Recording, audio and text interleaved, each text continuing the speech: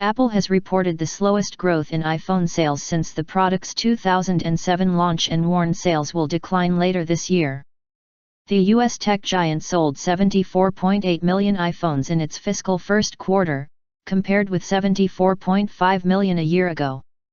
Apple said revenue for the next quarter would be between $50 billion, £34 billion, €46 billion, and $53 billion, below the $58 billion it reported for the same period a year ago. This would mark Apple's first fall in revenues since it launched the iPhone.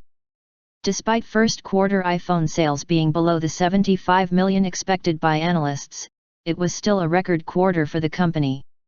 Apple revenue in the 3 months to December 26 was $75.9 billion and net profit was $18.4 billion, both of which are the highest ever recorded by the company. Sales of iPhones accounted for 68% of the company's revenue in the period. Apple boss Tim Cook credited all-time record sales of iPhone, Apple Watch and Apple TV for the performance.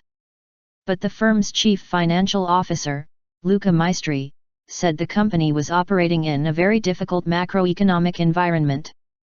He added that iPhone units will decline in the quarter and that the company was not projecting beyond those 3 months.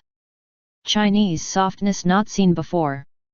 Apple's sales in Greater China, defined by the company as China, Hong Kong, and Taiwan, rose 14%, but that was much slower than the 70% increase a year ago.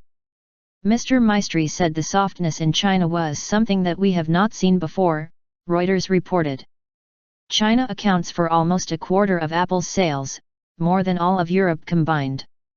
Apple's shares were down 1.8% in after-hours trading at $98.20. Daniel Ives, an analyst at Capital Markets, said given the white-knuckles fears ahead of the results, he would characterize the overall headline performance as better than feared.